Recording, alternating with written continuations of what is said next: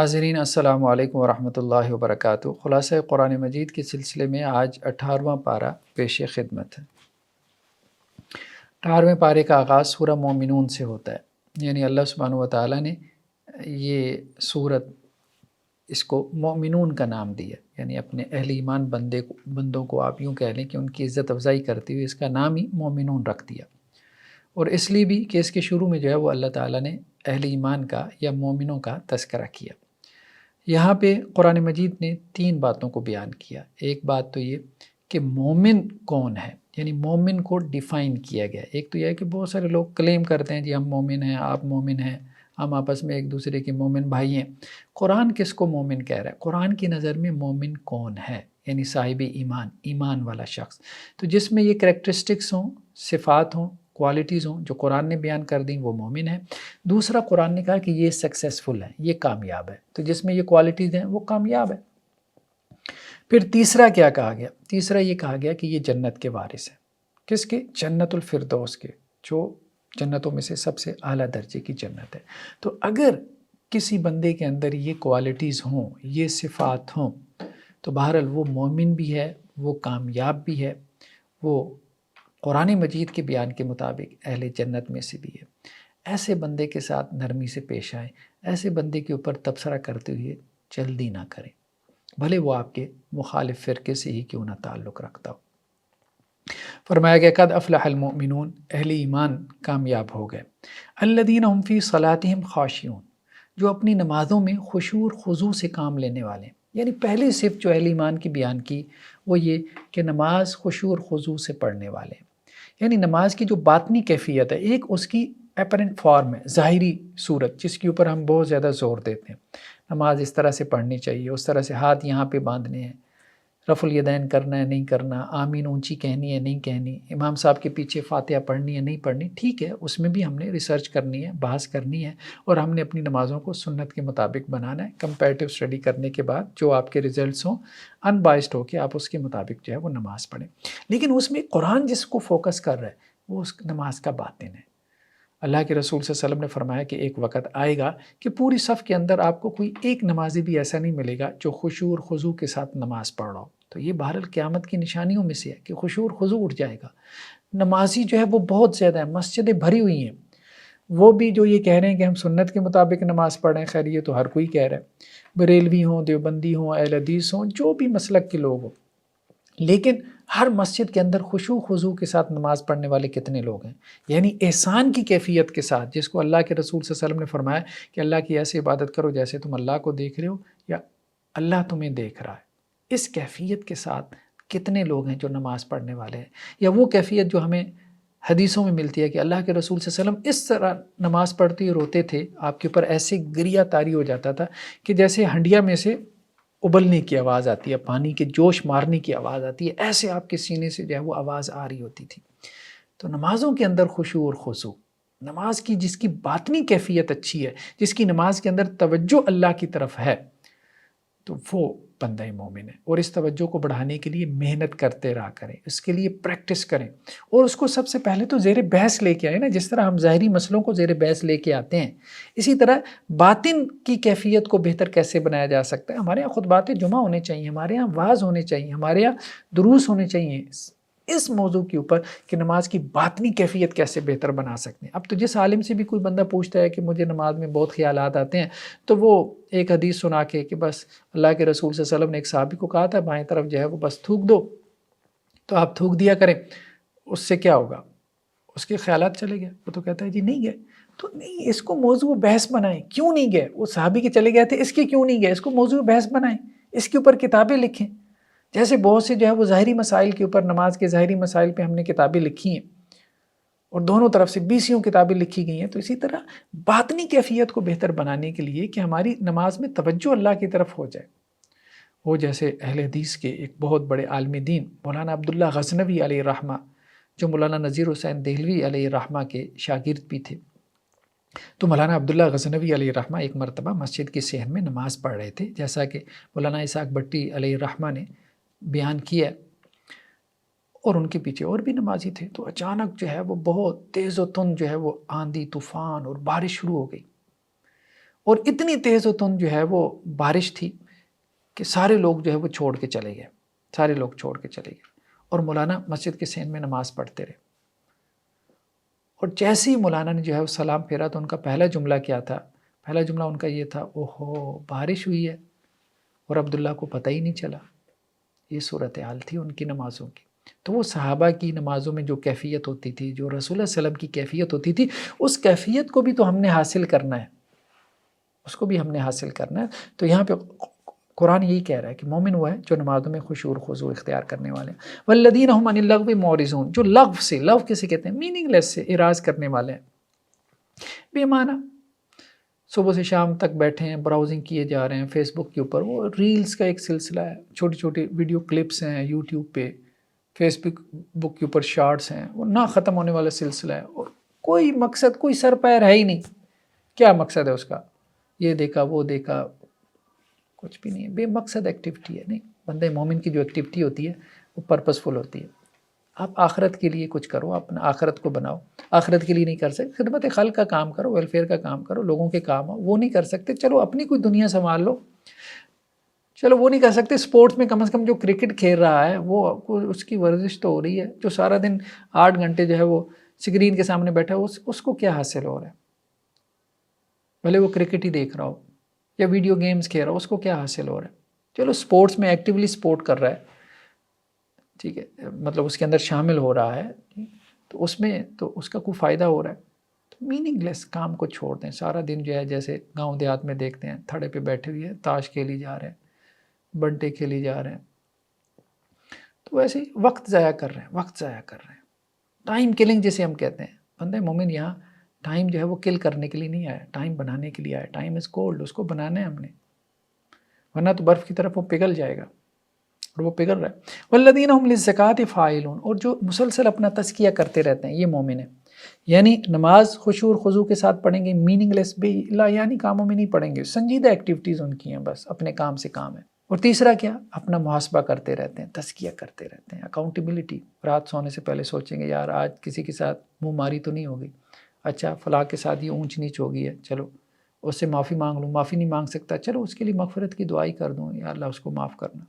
بہت دفعہ انسان کو احساس ہوتا ہے یار ہو سکتا ہے میرے اینڈ پہ غلطی نہ ہو، بعض اوقات نہیں بھی سمجھ میں آتی، اور انسان ہر وقت ایک جیسی کیفیت میں نہیں ہوتا کہ صبر بھی کر پائے، تو اونچ نیچ ہو جاتی ہے۔ تو ایسے میں جو ہے وہ اپنا تزکیہ، اپنی اکاؤنٹیبلٹی کرتے رہنا، رات سونے سے پہلے بستر پہ لیٹتے ہوئے سوچنا، کوئی اور وقت مقرر کر لے، اپنے رویوں کے بارے میں سوچنا، ہاں یہ رویہ نہ ہو کہ بس جو کیا بس میں نے ٹھیک ہی کیا، میں تو ہمیشہ ٹھیک ہی ہوتا ہوں، یہ منافقانہ رویہ ہے۔ وہ کوئی نبی ہے جو ہمیشہ ٹھیک ہوتا ہے؟ تو اپنے جو رویے ہیں دوسروں کے ساتھ ان کو ریوائز کرتے رہنا، انالیسس کرتے رہنا۔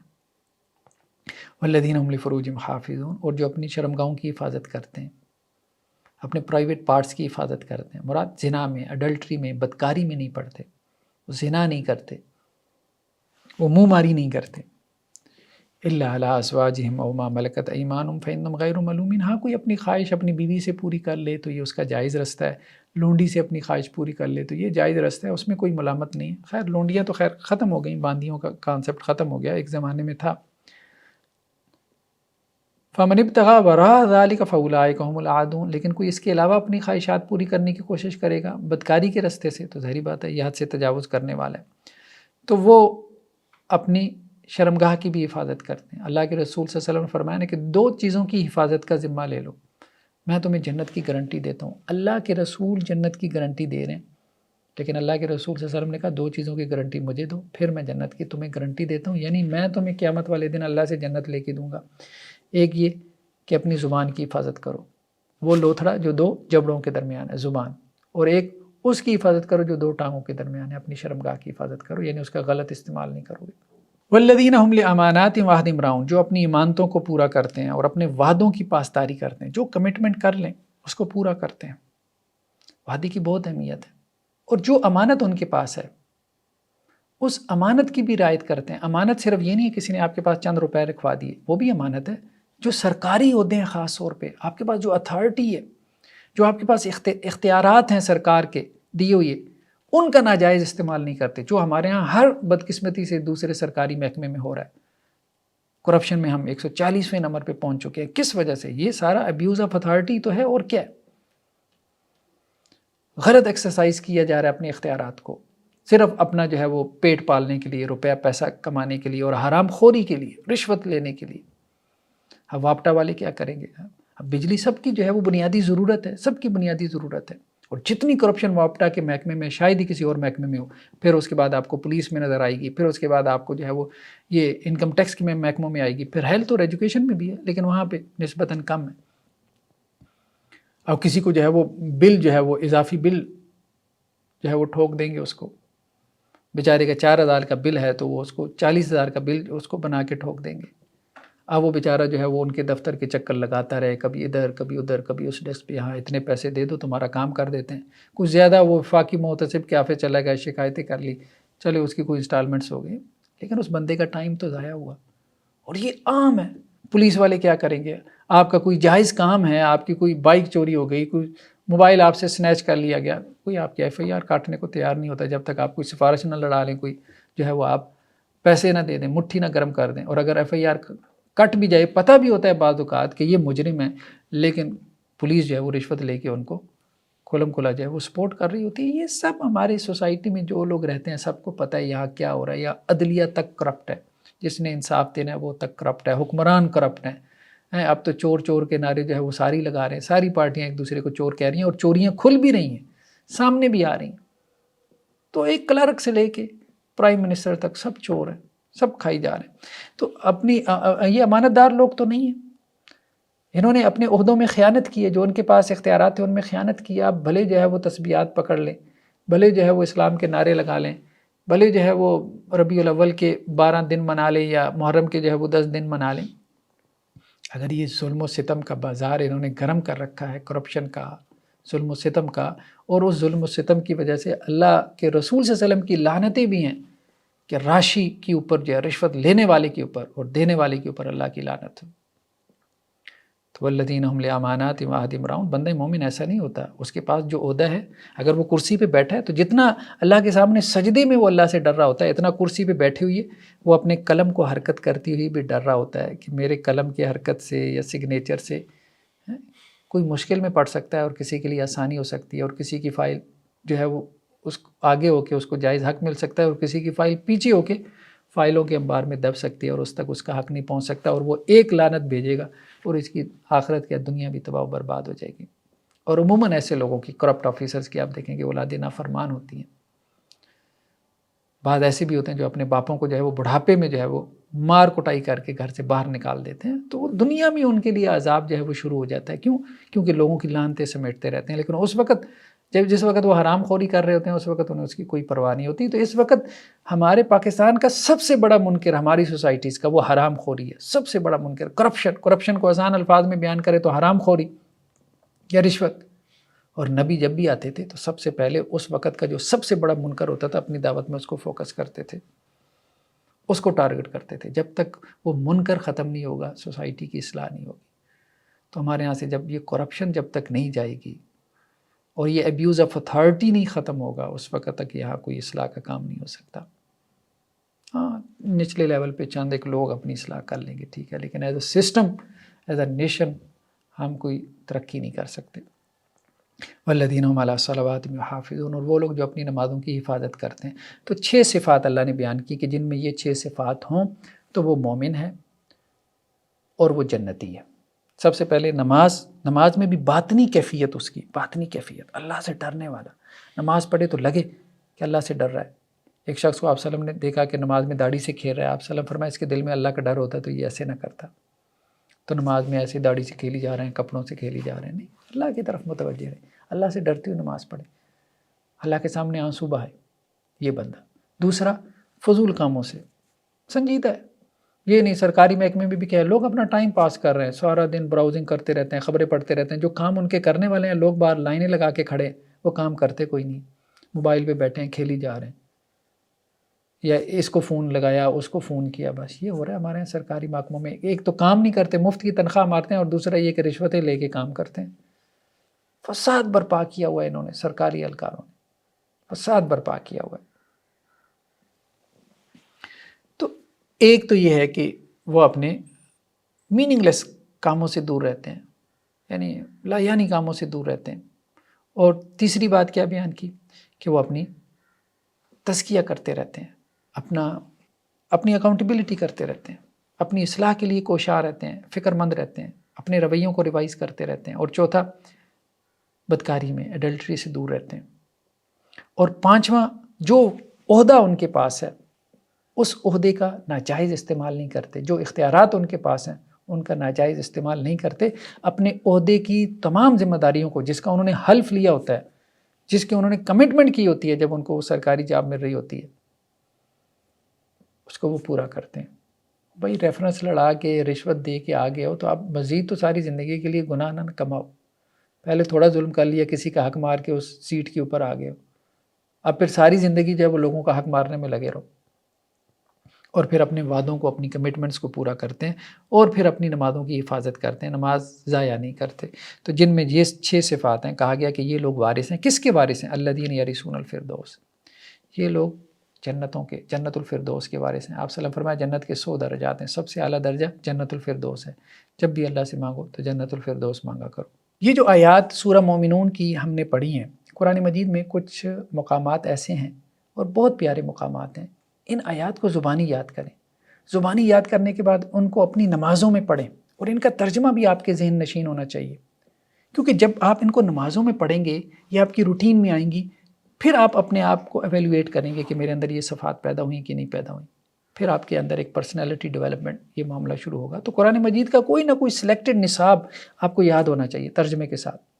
ہمارے استاد ڈاکٹر اسرار احمد علیہ رحمہ، جبکہ وہ جمعیت طلبہ کے جو کہ یونیورسٹیز کے اندر جو ہے وہ ایک جماعت ہے، اسلامی آرگنائزیشن ہے، اس کے وہ پنجاب کے ناظم تھے، تو اس وقت انہوں نے ایک نصاب مرتب کیا تھا مولانا امین حسن اصلاحی صاحب سے کچھ گائیڈنس وغیرہ لے کے، تو نوجوان طلبہ کو وہ دروس دیتے تھے یونیورسٹیز کے ہاسٹلز میں، ان کی رہنمائی کرتے تھے۔ تو وہ ایک سلیکٹڈ نصاب ہونا چاہیے قرآن کا، جس کے ساتھ ہمارے یونیورسٹی گریجویٹس کو خاص طور پہ جڑنا چاہیے، وہ آیات یاد بھی کریں، ان کے ترجمہ بھی، اور پھر اس کو اپنی جو ہے وہ نمازوں کا حصہ بنائیں، پھر وہ چیزیں ریپیٹ ہو کے ذہن نشین ہوں گی، شعور کا حصہ بنے گی، پھر شعور کا حصہ بننے کے بعد پھر عمل کا حصہ بنے گی۔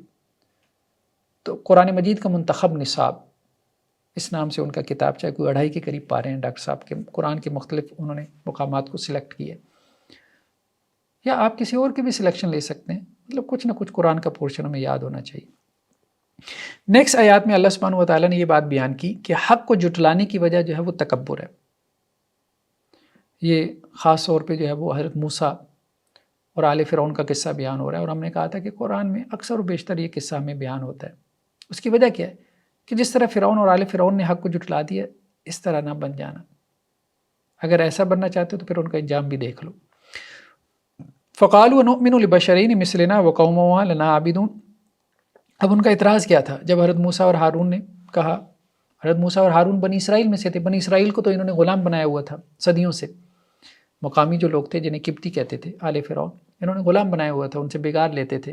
تو اب موسیٰ اور ہارون ان کی غلام قوم سے تھے، تو اب وہ کہتے تھے کہ ہم موسیٰ اور ہارون کی پیروی کریں علیہ الصلوۃ والسلام، یہ آل فرعون کہتے تھے جو ہمارے غلاموں میں سے ہیں۔ یہ ایسی ہے کہ جیسے انگریز یہاں کے حکومت کرتے رہے، اور یہاں پہ جو ہے وہ کوئی پولیٹیکل لیڈرز مسلمانوں میں سے کھڑے ہو جاتے اور وہ کہتے ہیں انگریزوں کو کہ آپ ہماری بات مانیں، ہمارے پیچھے چلیں، ہمیں فالو کریں۔ تو وہ اس وقت یہی بات کہتے کہ تم ہماری غلام قوم ہو، ہم تمہیں کیوں فالو کریں؟ تو یہی وہ بات کہتے تھے آل فرعون۔ وَقَوْمُهُمَا لَنَا عَابِدُونَ، ان کی جو قوم ہے موسیٰ اور ہارون کی، وہ تو ہمارے جو ہے وہ خدمتگار ہیں، ہمارے غلام ہیں، تو ہم نے غلاموں کو فالو کرنا ہے کیا؟ تو وہ نبوت کا جو دعویٰ کر رہے ہیں اور ہم ان کے فالوور بننے ہیں، ان پہ ایمان لے آئیں۔ فَكَذَّبُوهُمَا، تو انہوں نے ان کو جھٹلا دیا، موسیٰ اور ہارون کو، اس بنیاد پہ، تکبر کی وجہ سے کہ حضرت موسیٰ اور ہارون کا جو سوشل سٹیٹس ہے وہ ہمارے جیسا نہیں ہے، ہماری قوم میں سے نہیں، ہمارے ہاں اب بھی دیکھیں یہی وجہ ہوتی ہے، یعنی حق کو جھٹلانے کی ایک بڑی وجہ یہ بھی ہوتی ہے کہ اس بندے کا تو سوشل سٹیٹس ایسا نہیں ہے۔ لوگ مولوی کو سنتے ہی نہیں ہیں کیونکہ مولوی جو ہے وہ ایک گالی بن گیا۔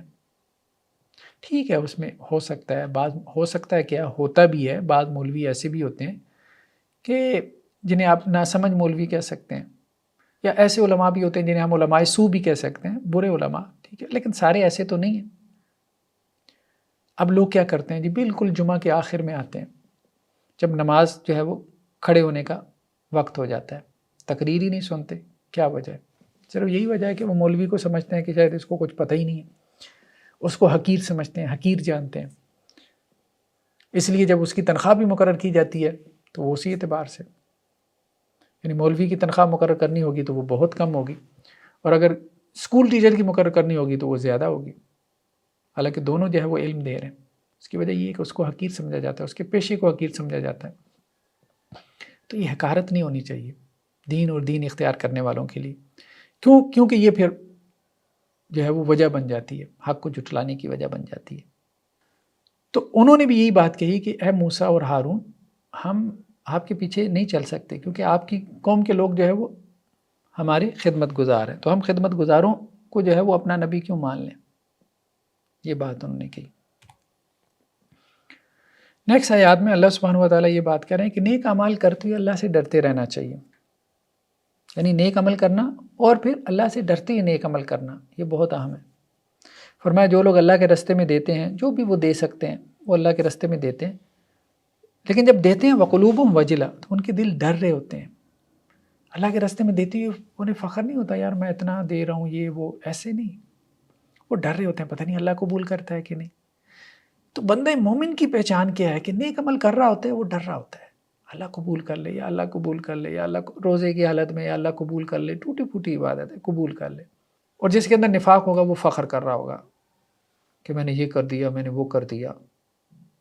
وہ 2 سلائی مشینیں جو ہے وہ بانٹے گا، 10 بینر لگا دے گا. ٹھیک ہے، تو یہ معاملہ ہے نیک عمل اور نیک عمل کرتے ڈرتے رہنا. اولئک یسارعون فی الخیرات، یہی لوگ ہیں جو نیکیوں میں آگے بڑھ جانے والے ہیں، اور یہی لوگ ہیں جو کہ آگے نکل جانے والے ہیں. یعنی یہی لوگ نیکیوں میں پھر آگے نکل جاتے ہیں، اور مقام اور مرتبے میں بھی یہی لوگ پھر آگے بڑھ جاتے ہیں جو نیک عمل کرتے ہوئے اللہ سے ڈرتے رہتے ہیں. یہ کیفیت ہونی چاہیے نیک عمل کے دوران. یعنی نیک عمل صرف ظاہری شکل و صورت کا نام نہیں ہے، ظاہر میں نیک عمل نہیں ہونا چاہیے، اندر دل کی کیفیت، اس سے کوالٹی بنتی ہے نیک عمل کی. قرآن اس کے اوپر بڑا زور دیتا ہے، باطنی کیفیت، قلب کی جو حالت ہے وہ بدلنی چاہیے، اس میں اللہ کی خشیت، اللہ کا ڈر اور اللہ کا خوف ہونا چاہیے. نیکسٹ آیات میں یہ بات کہی جا رہی ہے کہ مشرکین مکہ جو ہے وہ اللہ کو رب اور خالق مانتے تھے، بالکل مانتے تھے، لیکن اللہ کے ساتھ شریک ٹھہراتے تھے. تو آپ صلی اللہ علیہ وسلم سے کہا جا رہا ہے کہ اے نبی صلی اللہ علیہ وسلم، اگر آپ ان سے کہیں کہ کون ہے جس نے زمین کو پیدا کیا، یا یہ زمین کس کی ہے، یہ اور جو کچھ زمین میں ہے یہ کس کا ہے، کون اس کا مالک ہے، تو آپ ان مشرکوں سے اگر سوال کریں تو وہ کیا کہیں گے؟ سیقولون للہ، سب اللہ کا ہے، زمین بھی، زمین کے اندر جو کچھ ہے سب اللہ کا ہے. قل افلا تذکرون، تو آپ انہیں کہیں پھر نصیحت نہیں تمہیں ملتی.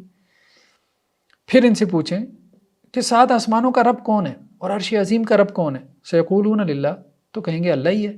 قل افلا تتقون، تو پھر انہیں کہیں پھر تمہیں ڈر نہیں لگتا؟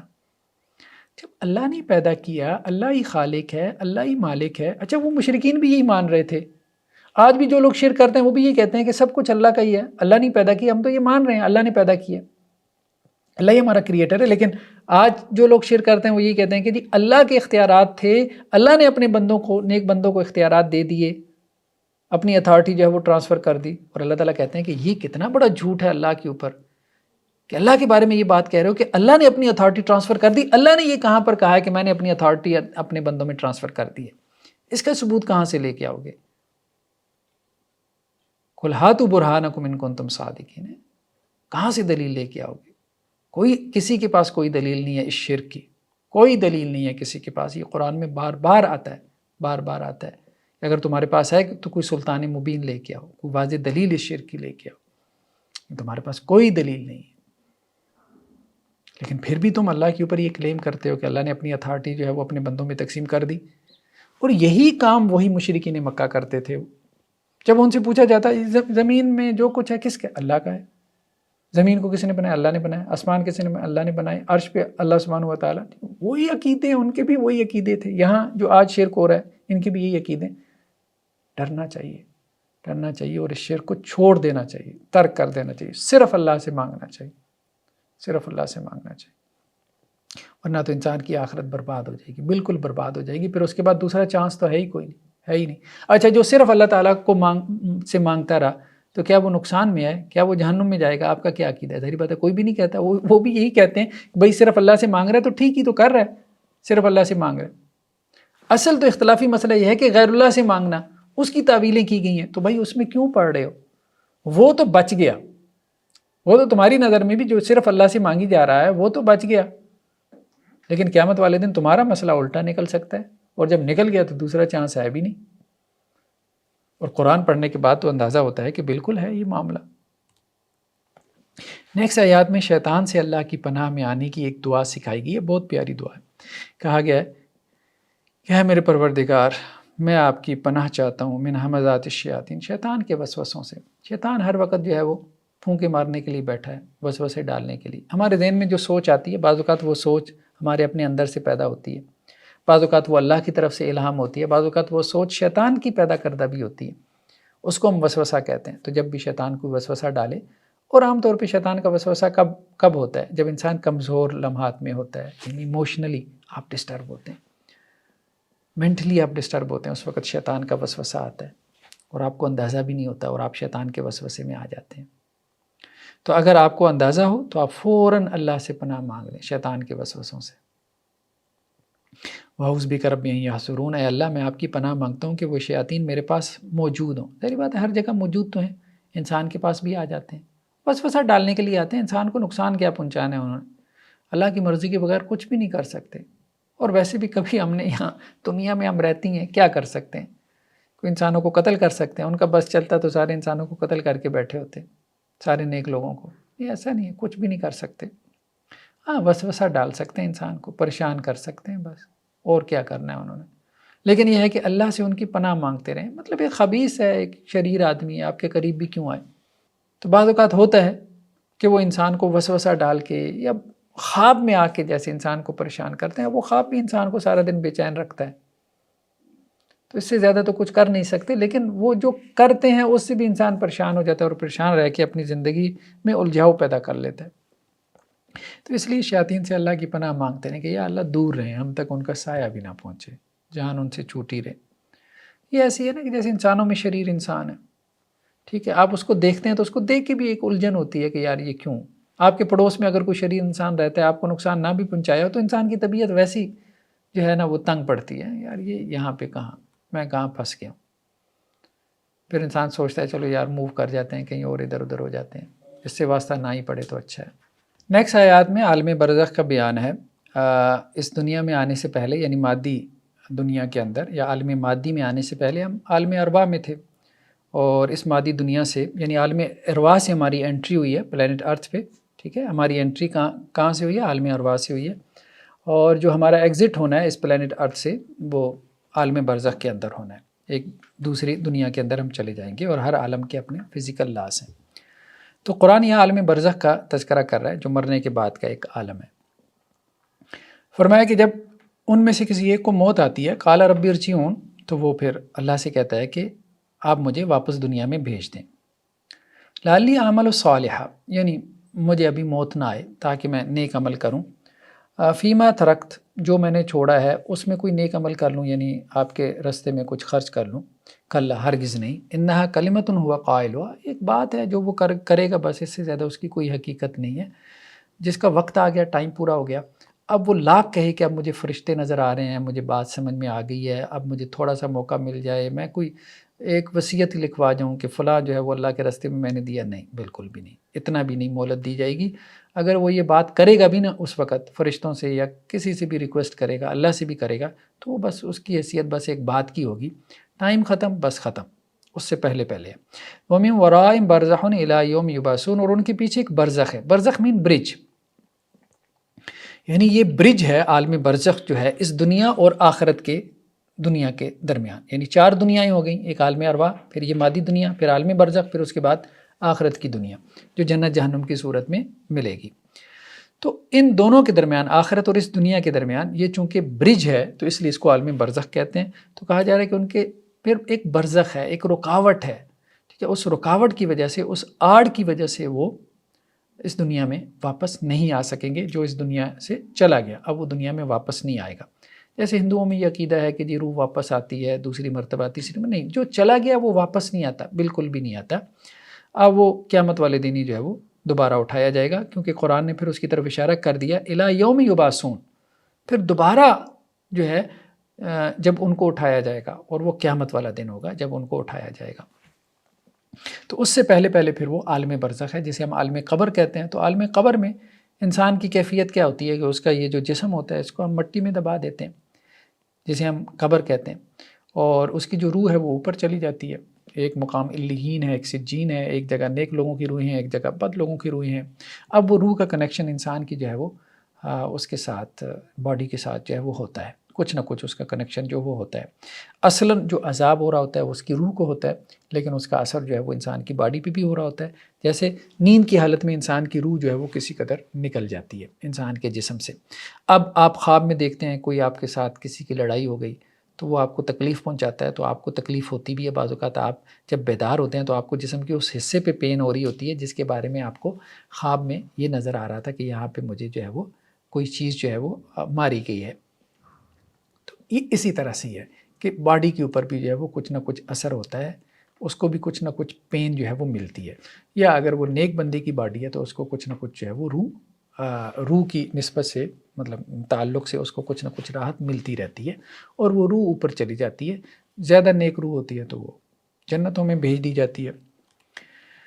نیکسٹ آیات جو ہیں وہ سورہ نور کی ہیں. سورہ نور جو ہے بنیادی طور پہ خاص آپ یوں کہہ سکتے ہیں کہ اسلامی جو معاشرہ ہے اگر ہم نے اس کو اسلامک ویلیوز کے اوپر کھڑا کرنا ہے کسی بھی مسلم سوسائٹی کو، تو وہ ویلیوز کیا ہو سکتی ہیں، یعنی جن ویلیوز کو اختیار کر کے کوئی سوسائٹی ایک مسلمان سوسائٹی کہلائی جا سکتی ہے. ٹھیک ہے، جیسے ہمارے ہاں بعض لوگ کہہ دیتے ہیں کہ جی دیکھیں جی انگریز تو ہم سے زیادہ مسلمان ہیں، ان کی کچھ اچھی باتوں کی وجہ سے کہ وہ وعدے کے بڑے جو ہے وہ پاسدار ہیں، وعدہ پورا کرتے ہیں، ملاوٹ نہیں کرتے، دھوکہ نہیں دیتے، اس قسم کی باتیں کر کے لوگ یہ کہتے ہیں، ایک جملہ ایسی کہہ دیتے ہیں بائی دا وے.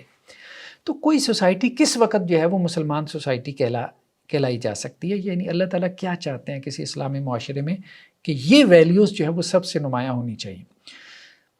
اس میں کچھ چیزوں کا تو اللہ نے ذکر کیا کہ یہ چیزیں تو بالکل نہیں ہونی چاہیے کسی مسلم سوسائٹی میں، اور ان میں ایک سب سے بڑی چیز جو ہے وہ زنا ہے، اور کچھ چیزوں کے بارے میں حکم دیا کہ یہ ہونی چاہیے. تو زنا سے منع کیا، اور شروع میں ہی زنا کی سخت سزا بیان کر دی کہ زنا کرنے والا مرد ہو یا عورت فجلدوا کل واحد منہما مئۃ جلدہ. تو میل ہے یا فیمیل ہے، اگر وہ اڈلٹری کا اس نے اس کو کمٹ کیا تو اس کی سزا کیا ہے 100 لیشز، 100 دورے جو ہے اس کو مارے جائیں. وَلَا تَأْخُذْكُمْ بِهِمَا رَأْفَةٌ فِي دِينِ اللَّهِ، اللہ کے دین کے معاملے میں کوئی نرمی کی بھی کوئی ضرورت نہیں. اور کوڑا بھی یہ وہ والا کوڑا نہیں ہے کہ جس سے اس کی جو ہے وہ کھال ادھیڑ دے، مطلب یہ ہے کہ یہ عبرت کے لیے بیسیکلی.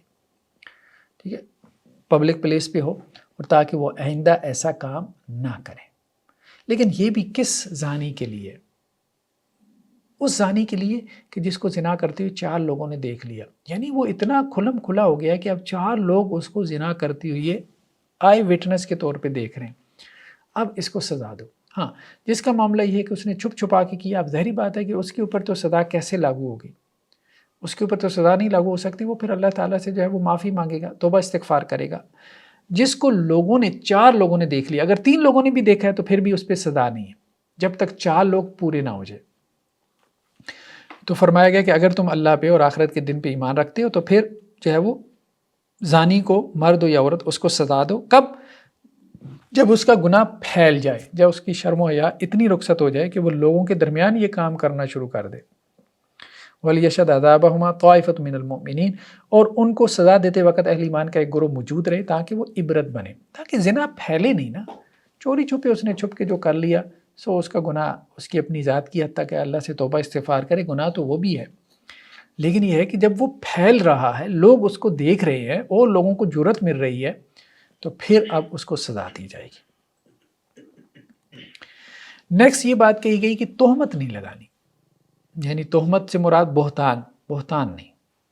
والذین یرمون المحصنات، جو لوگ پاک دامن عورتوں کے اوپر تہمت لگاتے ہیں، پاک دامن مرد ہوں یا عورتیں ہوں، کسی کے اوپر بھی تہمت نہیں آپ لگا سکتے. زنا کی تہمت، جیسے ہمارے ہاں بعض اوقات لوگ بڑی آسانی سے کہہ دیتے ہیں جن لوگوں کا تعلق شوبز سے ہوتا ہے، ٹھیک ہے شوبز میں ہوتا ہوگا، لوگوں کے آپس میں ریلیشن شپ ہوتے ہوں گے، لیکن کسی اسپیسیفک جو ہے وہ ایکٹر یا ایکٹریس کے بارے میں یہ کہہ دینا اس کے فلاں یا فلانی کے ساتھ تعلقات ہیں، اب دیکھیں یہ تہمت میں آ جاتا ہے، یہ نہیں کہنا چاہیے جب تک 4 گواہ نہ ہو۔ تو فرمایا گیا کہ جو لوگ پاک دامن عورتوں پہ تہمت لگاتے ہیں پھر 4 گواہ نہیں لے کے آتے، فجلدوم ثمانین جلدہ، تو پھر ان کو 80 کوڑے مارو۔ یعنی کسی کے بارے میں تم زبان نہیں کھول سکتے جب تک تمہارے پاس 4 گواہ نہیں ہیں۔ تم نے خود کسی کو کیوں نہ دیکھا ہو زنا کرتی ہوئی تو تم نہیں کہہ سکتے کہ وہ دونوں زانی ہیں میں نے دیکھا ہے، جب تک 3 گواہ اور نہ ہو، کیونکہ جھوٹ بھی بول سکتے ہو، ٹھیک ہے؟ تو یہ نہیں ہے، 4 گواہ ہونا ضروری ہے۔ اگر 4 گواہ نہیں ہوں گے تو بس اپنی زبان جو ہے وہ اس کو بند رکھو۔ فجلدوم ثمانین جلدہ، اور جو کوئی کسی کے اوپر جھوٹی تہمت لگائے گا، 4 گواہ نہیں لے کے آئے گا اور کہے گا کہ جی وہ آپس میں ملوث ہیں، تو پھر اس کو تہمت کی سزا دی جائے گی، اور وہ کیا، وہ 80 کوڑے۔ یعنی ایک بندہ مومن کی جو ذات ہے اس کو اتنا ریسپیکٹفل بھی بنایا گیا ہے، اس کی جو ناموس اور عزت کی جو حفاظت ہے وہ اس طرح سے اس کو سیکیور کیا گیا، اور کہا گیا کہ جو لوگوں پہ تہمت پھر لگاتے ہیں ایک تو 80 کوڑے ان کی سزا ہے، اور دوسرا ان کی گواہی کبھی بھی قبول نہیں کرنی، اور یہی لوگ فاسق ہیں۔ نیکسٹ آیات میں جو ہے وہ واقعہ عفق کا بیان ہے۔ اللہ کے رسول صلی اللہ علیہ وسلم ایک جو ہے وہ غزبے پہ گئے، تو واپسی میں جو ہے وہ ایک مقام پہ قافلے نے پڑاؤ ڈالا، تو حضرت عائشہ رضی اللہ عنہ کہیں قضاء حاجت کے لیے نکلی ہیں تو ان کا ہار گم ہو گیا، تو وہ ہار ڈھونڈتے ڈھونڈتے ان کو دیر لگ گئی، تو قافلہ جو ہے وہ وہاں سے چل پڑا، اور اس وقت اونٹوں کے اوپر ہودج ہوتے تھے، خیمے سے چھوٹے سے بنے ہوتے تھے، چاروں طرف جن کے کپڑا ہوتا تھا، اور ازواج جو ہے وہ ان کے اندر بیٹھی ہوتی تھیں، جو بھی خاندانی عورتیں ہوتی تھیں وہ اس طرح سے پردے میں بیٹھی ہوتی تھیں۔ تو وہ کسی کو محسوس نہیں ہوا، خاص طور پہ وہ جس کے ہاتھ میں جو ہے وہ اونٹ کی مہار تھی، ان صاحب کو بھی محسوس نہیں ہوا کہ حضرت عائشہ اندر ہے کہ نہیں ہے، انہوں نے بھی سمجھا کہ اندر ہوں گی، تو وہ اٹھ کے جو ہے وہ چل پڑے۔ ایک صحابی صفوان بن معطل رضی اللہ عنہ، اللہ کے رسول صلی اللہ علیہ وسلم نے ان کی ڈیوٹی لگائی ہوئی تھی کہ وہ پیچھے پیچھے قافلے کے چلتے تھے، تاکہ قافلے نے کہیں پڑاؤ ڈالا ہو، کسی کا سامان رہ گیا تو وہ اٹھا کے لیتے آئے، تو وہ پیچھے پیچھے آ رہے تھے۔ تو حضرت عائشہ جب واپس آئی ہیں دیکھا قافلہ چلا گیا تو وہ وہاں پہ بیٹھ گئیں اور وہاں پہ لیٹ گئیں کہ جب وہ دیکھیں گے کہ میں نہیں ہوں تو واپس اسی جگہ پہ آئیں گے، لیکن بہرحال وہ قافلہ تو آگے چلتا رہا، وہ پیچھے سے صفوان بن معطل آ گئے، تو ان کی نظر پڑی، حضرت عائشہ رضی اللہ عنہا سوئی ہوئی تھیں، تو انہوں نے ان کو پہچان لیا، کیونکہ حجاب کی آیات نازل ہونے سے پہلے جو ہے وہ انہوں نے ان کو دیکھا ہوا تھا، تو انہوں نے جو ہے وہ پھر ان کو متوجہ کی آواز سے، تو حضرت عائشہ رضی اللہ عنہا بیدار ہوئی، تو وہ ان کو اونٹ پہ بٹھا کے واپس مدینہ لے آئے۔ اب جو عبداللہ بن ابی تھا منافقین کا سردار، اس نے اس چیز کو جو ہے وہ ایشو بنا لیا، اور اس نے کہا کہ معاذ اللہ نبی کی بیوی تو بچ کے نہیں آئی، اور ان صحابی کے ساتھ جو ہے وہ ملوث ہو گئی ہے، معاذ اللہ ثم معاذ اللہ۔ تو اللہ کے رسول صلی اللہ علیہ وسلم نے پھر حضرت عائشہ رضی اللہ عنہا سے پوچھا، تو انہوں نے اپنی پاک دامنی کا اظہار کیا، اور پھر اس کے بعد جو ہے وہ اللہ کے رسول صلی اللہ علیہ وسلم نے حضرت علی سے بھی مشورہ کیا، کچھ اور بھی صحابہ سے مشورہ کیا، تو حضرت علی رضی اللہ عنہ نے بھی کہا کہ اللہ کے رسول صلی اللہ علیہ وسلم آپ بہتر سمجھتے ہیں، تو بہرحال آپ صلی اللہ علیہ وسلم اور حضرت عائشہ رضی اللہ عنہ کے یہاں تقریباً 1 مہینہ تک جو ہے وہ جدائی بھی رہی، کیونکہ معاملہ واضح نہیں تھا۔ پھر حضرت عائشہ رضی اللہ عنہ کی برات پہ جو ہے وہ یہ آیات نازل ہوئی ہیں، اللہ سبحانہ وتعالی نے خود ان کی برات کا جو ہے وہ اعلان کیا ہے۔ پھر اللہ کے رسول صلی اللہ علیہ وسلم جو ہے وہ حضرت عائشہ رضی اللہ عنہ کو اپنے گھر لے کر آئے، لیکن یہ 1 مہینہ خود آپ صلی اللہ علیہ وسلم کے لیے بہت پینفل رہا تھا۔ اللہ نے اس کو آزمائش بنایا، اللہ نے، کیونکہ اللہ کے رسول صلی اللہ علیہ وسلم خود کہتے ہیں کہ سب سے زیادہ آزمائش نبیوں پہ آتی ہے، اور نبیوں میں سب سے زیادہ آزمائش اللہ نے جو ہے وہ میرے اوپر بھیجی ہے، نبی کی درجات بلند کرنے کے لیے۔ کوئی یہ نہ کہے کہ نبی کو جو ہے وہ خواہ مخواہ جو ہے وہ مرتبے دے دیے گئے، نہیں، وہ نبیوں کو جو مرتبے ملے ہیں وہ ان کی آزمائش کے نتیجے میں ملے ہیں۔ اللہ کی رحمت بھی ہے، وہ نو ڈاؤٹ وہ بھی ہے۔ تو یہاں پہ کہا جا رہا ہے کہ جو لوگ وہ جھوٹ گھڑ کے لائے، اے مسلمانوں اسبۃ منکم، وہ تمہیں میں سے ایک جماعت تھی، منافقین کی جماعت تھی لیکن بظاہر تو مسلمان تھے، لا تحسبوہ شرا لکم، اب اس کو کہ نبی کی بیوی پہ تہمت لگی ہے اس کو برا نہ سمجھو، کیوں، بل ہوا خیر لکم، وہ تمہارے لیے بہتر ہے۔ کس اعتبار سے بہتر ہے؟ یعنی اس میں ایک بہتری کا پہلو بھی ہے، اس کو سوچ لو۔ وہ پہلو یہ ہے کہ قذف کی آیات جو ہے وہ نازل ہو گئی کہ آئندہ کوئی تہمت لگائے گا کسی کے اوپر 4 گواہ نہیں لے کے آئے گا تو 80 کوڑوں کے لیے تیار رہے۔ تو گویا تمام جو پاک دامن مرد اور عورتیں تھیں ان کی جو عزت ہے وہ محفوظ کر دی گئی، سیکیور ہو گئی۔ لِكُلِّ امْرِئٍ مِّنْهُمْ مَا اكْتَسَبَ مِنَ الْإِثْمِ، جس نے وہ گناہ کمایا، وہ آگے پروپوگنڈا کیا، وہ خبر پھیلائی چسکے لے لے کے، اس کو تو وہ گناہ ہے ہی ہے، لیکن جس نے وہ اس جو پروپوگنڈے کی سربراہی کی ہے تو اس کے لیے بہت بڑا عذاب اللہ نے تیار کر رکھا ہے، یعنی عبداللہ بن ابی کے لیے۔ اور ساتھ یہ بات بھی کہی جا رہی ہے کہ مومن مرد ہو یا عورت اس پہ تہمت جو ہے وہ اس کو نقل کرنا یا اس پہ تہمت لگانا یہ گناہ عظیم ہے. اور مسلمانوں کو کہا جا رہا ہے کہ دیکھو تم بڑی آسانی سے یہ بات بیان کر رہے تھے کہ حضرت عائشہ رضی اللہ عنہا جو ہے وہ ان کے ساتھ واپس آئی ہیں، پتہ نہیں کیا معاملہ ہے. وَتَقُولُونَ بِأَفْوَاهِكُم مَا لَيْسَ لَكُم بِهِ عِلْمٌ، اپنے منہ سے ایسی باتیں کہی جا رہے تھے جن کا تمہیں علم نہیں تھا. وَتَحْسَبُونَهُ هَيِّنًا، اس معاملے کو تم ہلکا سمجھ رہے تھے. نہیں، ایک پاک دامن عورت کی عزت اور ناموس کا معاملہ تھا، کوئی گواہ بھی نہیں تھا، ایک کسی نے شرلی اڑائی ہے اور سب اس وسوسے میں آ گئے. جیسے ہمارے یہاں آج کل آڈیو ویڈیو لیکس کا بہت چرچا ہے. ٹھیک ہے کچھ آڈیو ویڈیو جو ہے وہ ہو سکتا ہے اصلی بھی ہوں، اوریجنل بھی ہوں، لیکن کچھ فیک بھی ہوتی ہیں، ادھر کے ٹوٹے ادھر کے ٹوٹے جوڑ کے کسی کے بارے میں بھی کچھ بھی. جیسے ہمارے یہاں سوشل میڈیا پہ دیکھتے ہیں اور کسی کے ساتھ پرسنل چیٹ ہوئی ہے، اس نے اس کے اسکرین شاٹ لگا دیا، دیکھیں جی یہ ہوا وہ ہوا، اندر سے دیکھو تو کچھ بھی نہیں ہوتا، بس ایک سنسنی سی پھیلانے کے لیے کچھ لوگ ایسا کرتے ہیں. تو یہ نہیں ہونا چاہیے. کوئی بھی بندہ مومن ہے، اس کی پرسنل ایک لائف ہے، آپ کے اس کے ساتھ اگر کوئی چیٹ بھی ہے، اس کی پرسنل لائف بھی ہے، آپ اس کو اس طرح سے پبلک نہیں کر سکتے. اللہ کے رسول صلی اللہ علیہ وسلم فرمایا اے وہ لوگوں جو دوسروں کے عیوب کے پیچھے پڑے ہو، مسلمانوں کے عیوب کے پیچھے پڑے ہو، باز آ جاؤ. اگر اللہ تمہارے عیوب کے پیچھے پڑ گیا تو اللہ تمہیں تمہارے گھر بیٹھے رسوا کر دے گا. تو کسی مسلمان بھائی کا اگر کوئی گناہ تمہارے سامنے آ بھی جاتا ہے، اس پہ پردہ ڈالو، اللہ تمہارے گناہوں پہ پردہ ڈالے گا. ہاں کوئی اپنے گناہ میں اتنا ہی کھل گیا ہے کہ اب 4 گواہ موجود ہیں، ٹھیک ہے اس کے اوپر تو حد قائم کرو، پھر اس کے اوپر تو حد قائم کرو. تو ولولا اذ سمعتموہ قلتم ما یکون لنا ان نتکلم بہذا سبحانک ھذا بہتان عظیم. کیوں نہ ایسی ہوا جب تم نے یہ بات سنی کہ حضرت عائشہ رضی اللہ عنہا پہ تہمت لگا رہے تھے وہ منافق، تو تم یہ کہتے کہ نہیں ہم یہ بات ہی نہیں کر سکتے، یہ تو بہت بڑا بہتان ہے، یہ تو بات ہمارے لیے زبان سے نکالنا ہی جو ہے مناسب نہیں ہے. تو کوئی بھی پاک دامن عورت ہو، کوئی بھی پاک دامن مرد ہے، کوئی شریف مرد ہے، شریف عورت ہے، اس کے بارے میں اگر کوئی ایسی بات وائرل ہو جاتی ہے، دیکھیں ایک تو ایسی خبیث ہے نا، وہ سب کو پتہ ہے اس کی خباثت، وہ پبلکلی اپنی خباثت جو ہے وہ عام کرتا رہتا ہے. ٹھیک ہے میں یہ کرتا ہوں، میں وہ کرتا ہوں، وہ کمٹ کرتا رہتا ہے، اقرار کرتا رہتا ہے. جیسے ہمارے ہاں ایک مفتی صاحب بہت معروف ہیں عبد القوی، عورتوں کے ساتھ اٹھنا بیٹھنا اور فوش گفتگو کرنا وہ سب کو پتہ ہے. چلے ان کے بارے میں کوئی ایسی گفتگو کر دیتا ہے جو وہ کر رہے ہیں، ایسی کوئی گفتگو کر دے تو وہ کوئی حرج بھی نہیں ہے، وہ سب کے سامنے ان کی حالت، ان کی کیفیت اور ان کا قبلہ. لیکن یہ ہے کہ کوئی شریف مرد ہے، شریف عورت ہے، کوئی عالم ہے، کوئی اللہ سے ڈرنے والا ہے، متقی ہے، پرہیزگار ہے، ٹھیک ہے، یا کوئی اسی طرح سے پولیٹیکل لیڈر ہے، صاف ستھری زندگی گزارنے والا ہے، اس کے بارے میں بھی اس کے اوپر تہمت لگانا، اس کے بارے میں یہ معروف کر دینا. ٹھیک ہے ہاں کسی کی لائف ایسی ہے، گندی لائف ہے، زندگی ہے، سب کے سامنے اسے پرواہ بھی نہیں ہے، کسی کے سامنے اسے کوئی فرق بھی نہیں پڑتا، وہ ایک علیحدہ بات ہے، اس کے بارے میں تو لوگ باتیں کریں گی. لیکن کسی پاک دامن مرد اور عورت کے بارے میں اس کی زندگی تم خراب کر دو اس طرح سے، تجسس کر کے، سنسنی پھیلا کے اور چھوٹی چھوٹی باتوں کو جو ہے وہ بڑھا چڑھا کے بیان کر کے اور پیچھے پتہ نہیں کیا خبر ہے کیا نہیں ہے. تو اس سے بچنا چاہیے، اس سے بچنا چاہیے، یہ تمہارے لیے جائز نہیں ہے. اور خاص طور پہ زنا کی تہمت کسی کے بارے میں لگانا، زنا کی تہمت لگانا، تو اس کے لیے تو پھر 4 گواہ ہونے چاہیے، ورنہ تو تمہارے اوپر 80 کوڑے، 80 کوڑوں کے لیے تیار ہو جاؤ، ورنہ اس سے بچ جاؤ. نیکسٹ آیات میں اللہ سبحانہ و تعالیٰ نے اسلامی معاشروں میں بے حیائی عام کرنے کے لیے ایک دردناک عذاب کی وعید سنائی ہے. یعنی ایک تو زنا کے اوپر پابندی لگائی، پھر کہا کہ زنا کے جو رستے ہیں نا ان کو بھی بند کرو، یعنی بے حیائی جو زنا کی طرف لے کے جاتی ہے. پھر آگے چل کے ہم دیکھیں گے اس کے بالمقابل پھر نکاح کو رواج کرنے کا حکم دیا. ظاہری بات ہے زنا کو ختم کرنے کے جو ہے وہ پابندیاں لگائی گئی، اور پھر نکاح کو آسان کرنے کے لیے جو ہے وہ اس کے احکامات اور انسٹرکشن دی گئی. تو فرمایا گیا کہ جو لوگ یہ پسند کرتے ہیں ان تشیع الفاحشۃ فی الذین آمنوا، کہ اہل ایمان میں، مسلم سوسائٹیز میں جو ہے وہ بے حیائی پھیلے، عام ہو، لہم عذاب علیم فی الدنیا والآخرہ، ان کے لیے دنیا اور آخرت میں دردناک عذاب ہے، اور اللہ جانتا ہے اور تم نہیں جانتے. یعنی یہ جو اس طرح سے پروپیگنڈا کر رہے تھے ازواج مطہرات کے بارے میں، یعنی حضرت عائشہ رضی اللہ عنہا کے بارے میں، تو وہ بھی ایک طرح سے بے حیائی کی بات ہی پھیلا رہے تھے، ایک بات جس کا سر پیر ہی نہیں تھا.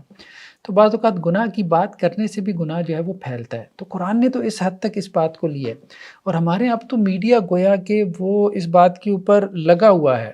ہمارا جو ہے وہ یہ الیکٹرانک میڈیا ہو یا آپ کہہ لیں کہ جی سو کالڈ جو ہے وہ سوشل میڈیا ہے، بے حیائی کو پھیلانے کے اوپر لگا ہوا ہے. فلم انڈسٹری آپ کی ہو، ڈرامہ انڈسٹری ہو، وہ ایسی ایسی کہانیاں، ایسی ایسی سٹوریز کہ جو ہے وہ شوہر کے جو ہے وہ اپنی بیوی کی بہن یعنی سالی کے ساتھ تعلقات ہیں، اور سسر کے جو ہے وہ اپنی بہو کے ساتھ تعلقات ہیں، بس یہی دکھائے جا رہے ہیں۔ اب وہ سوسائٹی میں کہیں اگر 2-4 کیسز ہیں تو وہ سب کچھ دیکھ کے ایسے لگے کہ ہر طرف یہ ہو رہا ہے تو تم بھی یہ منہ ماری کر لو تو کوئی فرق نہیں پڑے گا۔ تو فرمایا گیا کہ یہ لوگ جو اس طرح سے بے حیائی کو فروغ دیتے ہیں، بے حیائی کا تذکرہ کر کے، تو یہ وہ لوگ ہیں کہ ان کے لیے دردناک عذاب ہے۔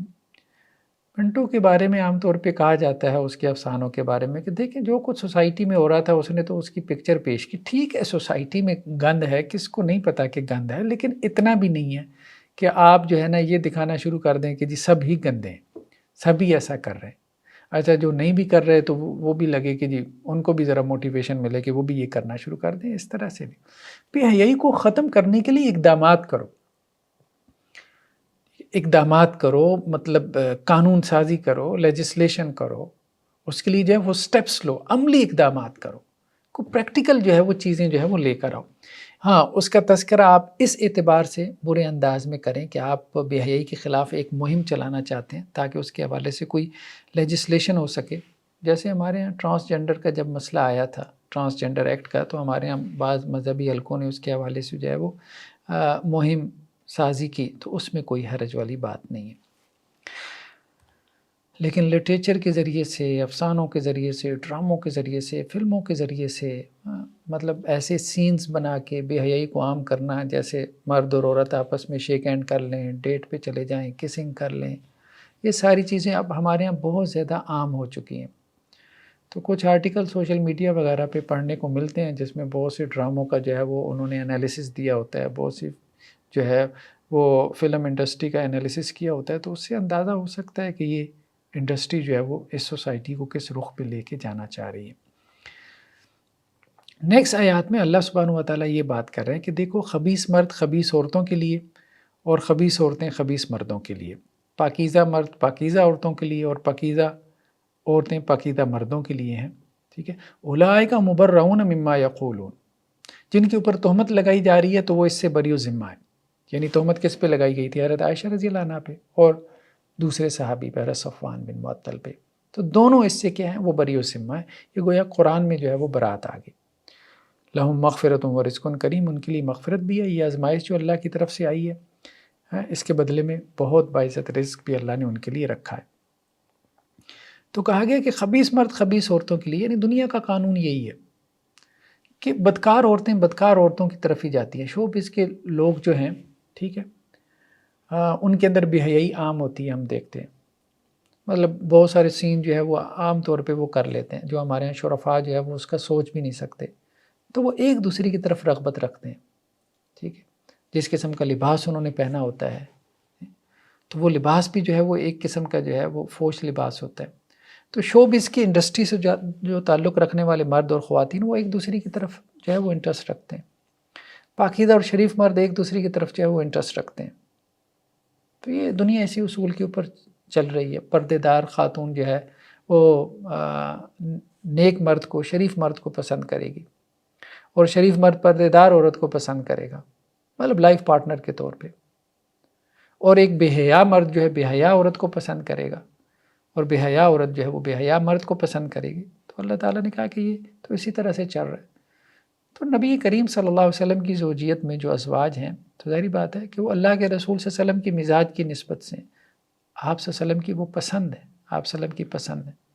کیونکہ کئی مرتبہ ایسا بھی ہو، نکاح کے موقع پہ آپ صلی اللہ علیہ وسلم نے انکار بھی کیا بعض خواتین کو، لیکن جن کو آپ صلی اللہ علیہ وسلم نے اپنی پسند سے اپنی زوجیت میں رکھا، بہرحال ان کا ایک مقام اور مرتبہ تھا، اسی نسبت سے سوچ لیتے، لیکن منافقین نے اس نسبت سے نہیں سوچا۔ نیکسٹ آیات میں اب یہ تو اسلامی جو ایک معاشرہ ہے خاص طور پہ، اس کے بارے میں کہا گیا کہ اس کو آپ نے جن اقدار اور ویلیوز کے اوپر کھڑا کرنا ہے، تو ان میں سب سے بڑی بات یہ ہے، ایک تو اس میں زنا اور ایڈلٹری نہیں ہوگی، اور زنا کی طرف جانے والے جتنے بے حیائی کے راستے ہیں آپ ان پہ قدغنیں عائد کریں گے، ان کو آپ بند کریں گے۔ اس ایسی تمام فلم انڈسٹری، ایسی تمام ڈرامہ انڈسٹری، ٹھیک ہے، یہ نہیں کہ مولوی یہ کہہ رہے ہیں کہ ہر چیز حرام ہے۔ دیکھیں بات یہ ہے کہ جو بھی آرٹ ہو، کوئی پرپس ہو، پرپزفل جو ہے وہ مطلب کوئی کریشن ہونی چاہیے. یہ کیا کہ آپ معاشرے کو جو ہے وہ آرٹ کے نام پہ فساد کے رخ پہ لگا دیں، انسان کو تباہی کے دہانوں پہ پہنچا دیں، یہ تو آپ کو الاؤ نہیں کیا جائے گا. اور دوسری بات جو آگے چل کے گھروں کے حوالے سے خاص طور پہ رہنمائی دی گئی کہ آپ ایک سوسائٹی میں رہتے ہیں، مختلف خاندان ہیں، گھر ہیں، آپس میں تعلقات ہیں، رشتہ داریاں ہیں، دوستیاں ہیں، آنا جانا ہے، فیملی ریلیشن شپ ہیں. تو ایک دوسرے کے گھر جانے کے آداب ہیں. کہا گیا کہ اہل ایمان دوسروں کے گھروں میں جو ہے وہ بغیر اجازت کے داخل نہیں ہونا. اس زمانے میں عام طور پہ جیسے گھروں کے سامنے کوئی کرٹن پردہ ہے لٹک رہا ہے، کسی نے اگر اندر داخل ہونا تھا تو وہ السلام علیکم اونچی آواز سے کہتا تھا، یہ اجازت طلب کرنا تھا. ساری بات ہے، ڈور بیلز تو نہیں ہوتی تھی اس وقت کہ گھر کے باہر کوئی گھنٹی لگی ہے جس کو وہ بجائے، ایسا نہیں ہوتا تھا. تو وہ سلام کہہ کے اجازت طلب کرتے تھے. تو یہی کہا گیا تھا کہ 3 مرتبہ سلام کریں، اگر اندر سے آواز نہ آئے، جواب نہ آئے تو واپس چلے جائیں. ذالکم خیر لکم لعلکم تذکرون، یہ تمہارے لیے بہتر ہے تاکہ تم نصیحت حاصل کرو. تو اب یہ دوسروں کے گھروں میں جانے کا جو ہے وہ آداب سکھائے جا رہے ہیں. بھلے آپ کے چچا کا گھر ہے، خالہ کا ہے، لیکن دیکھیں وہ آپ کی فیمیل کزنز ہیں. اب وہ گھر میں کام کاج کر رہی ہیں، پتہ نہیں کسی وقت پردے سے ہیں نہیں ہیں، ٹھیک ہے، کبھی فرش دھو رہی ہیں، کبھی برتن دھو رہی ہیں، کبھی کسی اور کام میں لگی ہیں، مصروف ہیں. تو ایسے میں جو ہے وہ آپ ان کے گھر میں اس طرح سے داخل نہ ہوں کہ وہ اس کو ناپسند جانے کہ ہمیں اس حالت میں اس نے کیوں دیکھا. تو گھر میں جو ہے وہ اجازت لے کے داخل ہو، یہ آداب میں سے. نیکسٹ آیات میں اہل ایمان کو یہ حکم دیا جا رہا ہے کہ کل المؤمنین یغضوا من ابصارہم، اپنی نظروں کو جو ہے وہ دبا کے رکھیں. یہ نہیں کہ راستے میں چلتی اپنی آنکھیں بند کر لیں، آنکھیں بند کرنے کا نہیں کہا گیا، ظاہر بات ہے کسی چیز سے ٹکرا جائیں گے.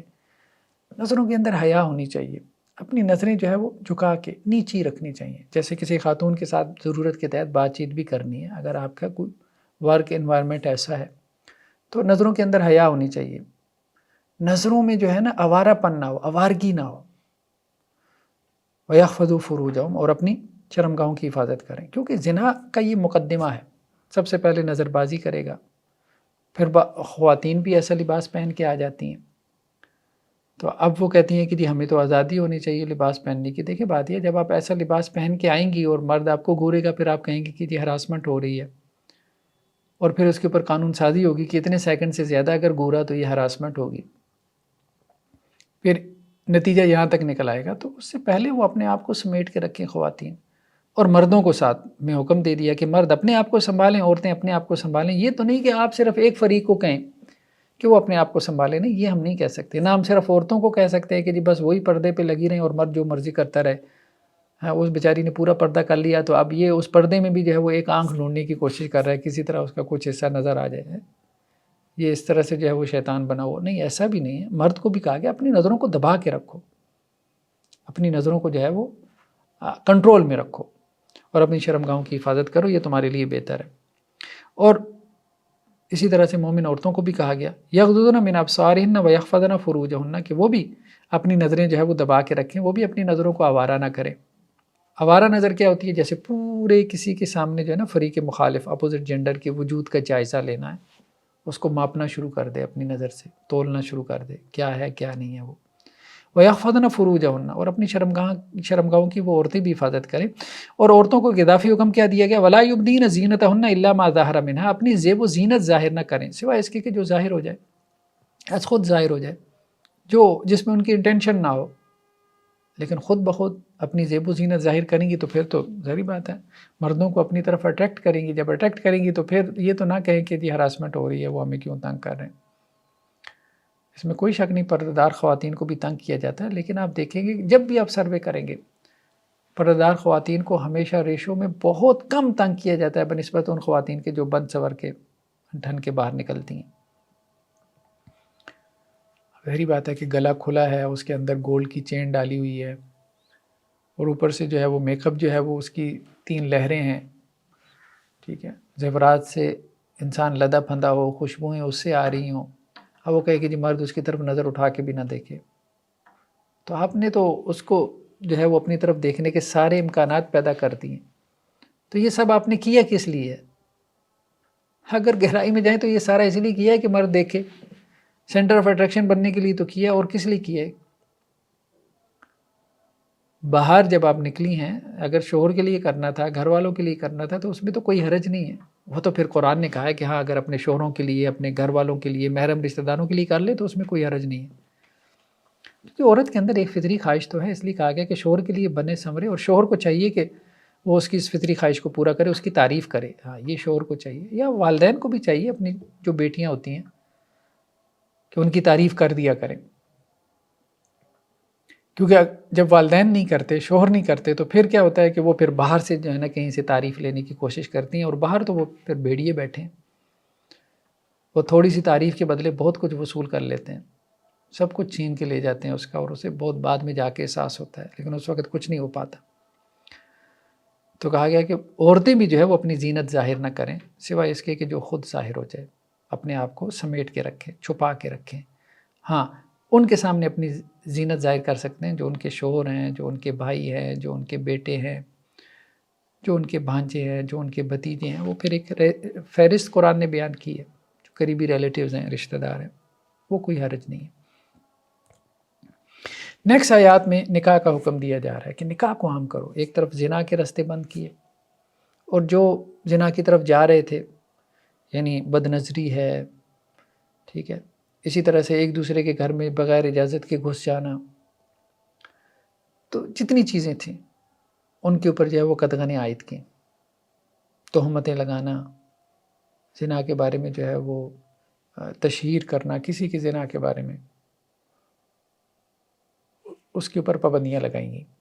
زنا کو بند کرنے کے جو ہے وہ بہت سے احکامات دیے گئے. دوسری طرف نکاح کو رواج دیا گیا، نکاح کو عام کرو، فیملی جو ہے اس کو وجود میں لے کے آؤ، خاندان کو رواج دو. جیسے یورپ میں فیملی سسٹم ختم ہو گیا کیونکہ زنا عام ہو گیا نا. اب انسان کی خواہش ویسی پوری ہو رہی ہے، تو وہ کہتا ہے اگر مجھے باہر سے جو ہے وہ دودھ مل رہا ہو تو میں کیوں بھینس پالوں، اس کا خرچہ کیوں برداشت کروں. یہ صورتحال بنی ہوئی ہے.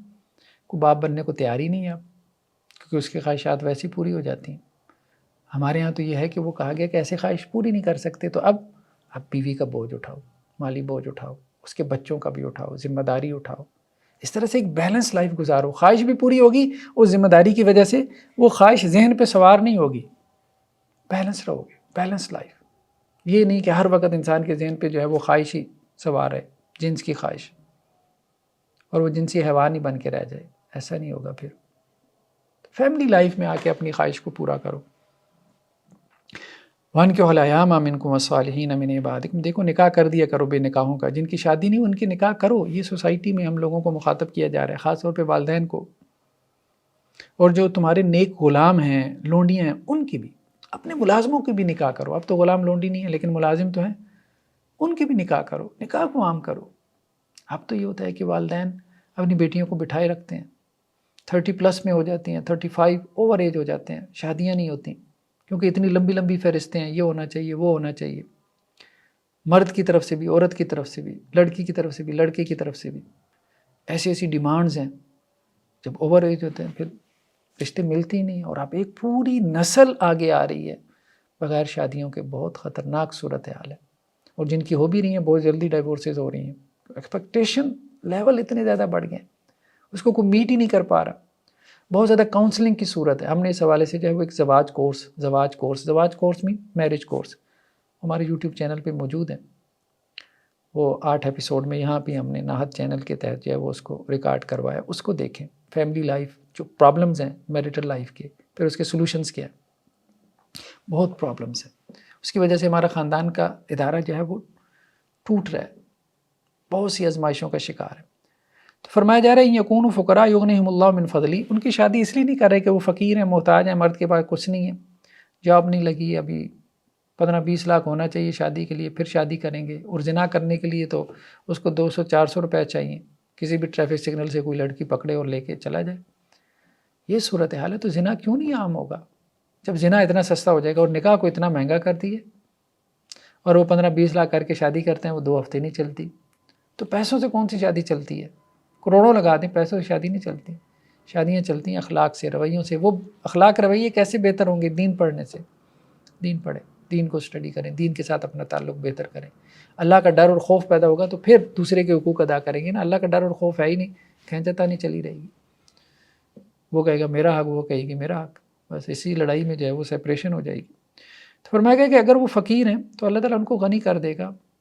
اس ڈر سے شادی نہیں کر رہے کہ فقیر ہیں، نہیں، کرو، شادی کرو، اپنے آپ کو بچاؤ. اب ہمارے یہاں کیا ہوتا ہے، 14-15 سال میں بچہ جوان ہو جاتا ہے، 30 سال میں جا کے اس کی شادی ہو رہی ہے. اس کی پوری جوانی جو ہے آزمائش میں گزرتی ہے. کوئی اپنے آپ کو بچا لیتا ہوگا، لیکن اکثر و بیشتر کیا ہے، بدکاری میں پڑ جاتے ہیں، اور نہیں تو گندی ویڈیوز دیکھنا شروع کر دیتے ہیں یا میسٹربیشن میں پڑ جاتے ہیں. کہیں نہ کہیں جا کے جو ہے وہ کوئی نہ کوئی نفسیاتی مریض بھی بن جاتے ہیں، مینٹل النس کا شکار ہو جاتے ہیں، پورن ایڈکٹ ہو جاتے ہیں. بہت مسائل ہیں، میلز میں بھی فیمیلز میں بھی، یہ شادیاں نہ کرنے کی وجہ سے ہے. اور اس میں بھی خاص طور پہ پیرنٹس توجہ نہیں دے رہے. اور پھر خاندان میں اگر پیرنٹس نہیں دے رہے، چچا ہے، ماموں ہے، کوئی بڑا ہے جس کو اللہ تعالیٰ نے سمجھدار بنایا تو وہی توجہ دلا دے، والدین کو دلا دے، بھائی شادیاں کرو ان کی. ہر ایک نے جو ہے وہ اتنی ایکسپیکٹیشن رکھی ہوئی ہیں کہ ایسا رشتہ، وہ رشتہ کبھی ملتا ہی نہیں ہے.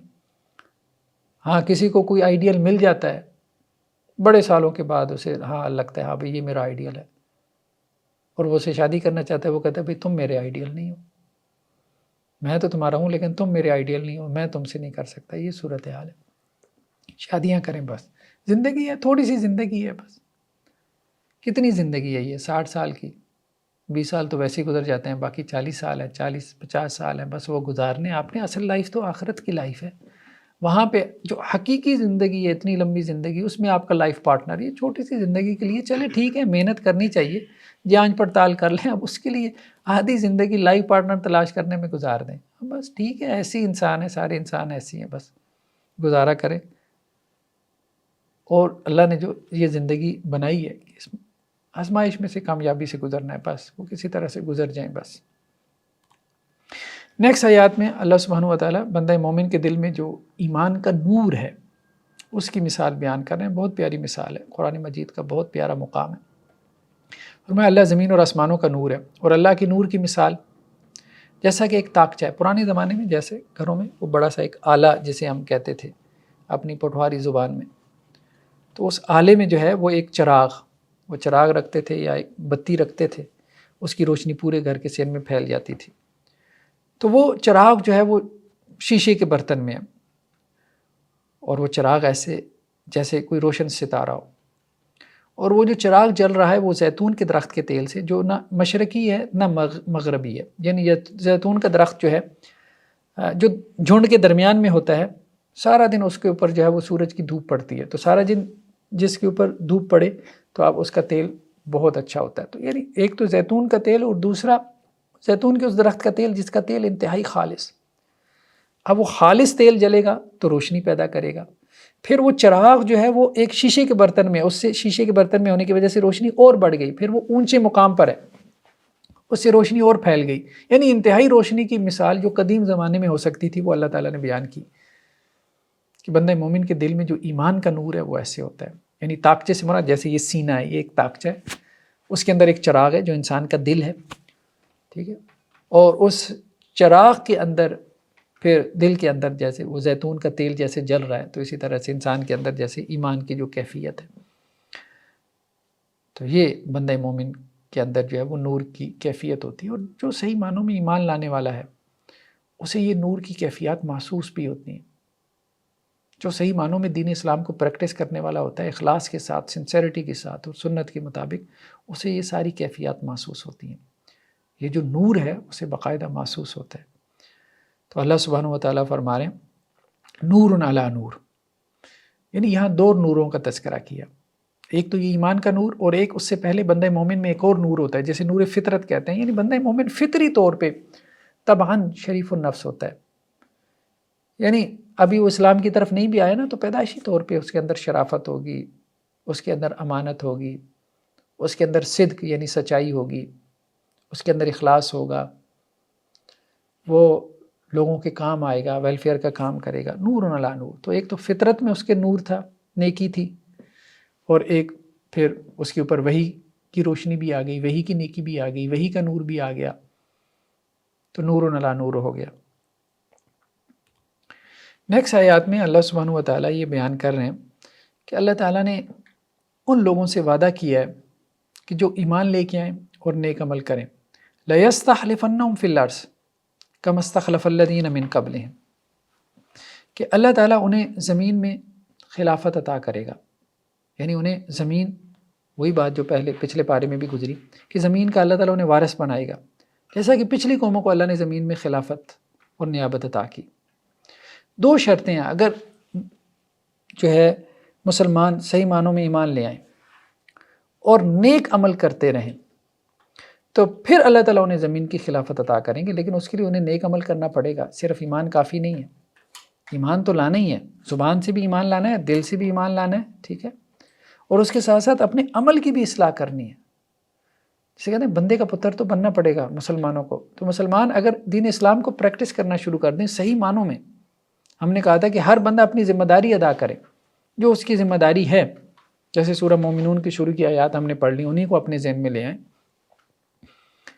عمل صالح کے طور پہ، ٹھیک ہے، کہ لوگ اپنی جو ہے وہ امانتوں کو پورا کریں، جو ان کے پاس سرکاری عہدے ہیں ان میں خیانت نہ کریں، اپنی اتھارٹی کو ابیوز نہ کریں، اور اللہ کی بھی عبادت کریں، اخلاق کو بھی بہتر بنائیں، ٹھیک ہے نا، دو ہی چیزیں ہیں، اللہ کے ساتھ ہمارا تعلق بہتر ہو جائے یعنی ہماری عبادت اچھی ہو جائے، بندوں کے ساتھ ہمارا تعلق بہتر ہو جائے یعنی ہمارے اخلاق اچھے ہو جائیں، اور اخلاق سے مراد یہ پروفیشنل ایتھکس نہیں ہے کہ ایک سیلز مین جو ہے وہ چائے کی پیالی آپ کو اس لیے پلا رہا ہے کہ اس کو پتہ ہے کہ میں نے اس کی جیب سے اس کے پیسے کاٹ لینے ہیں، یا بوتل آپ کو اس لیے آفر کر رہا ہے کہ اس کو پتہ ہے کہ میں نے اس کی جیب سے اس کے پیسے کاٹ لینے ہیں، یہ سیلز مینوں والے اخلاق نہیں۔